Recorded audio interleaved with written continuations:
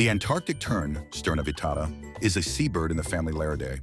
It ranges throughout the southern oceans and is found on small islands around Antarctica, as well as on the shores of the mainland. Its diet consists primarily of small fish and crustaceans.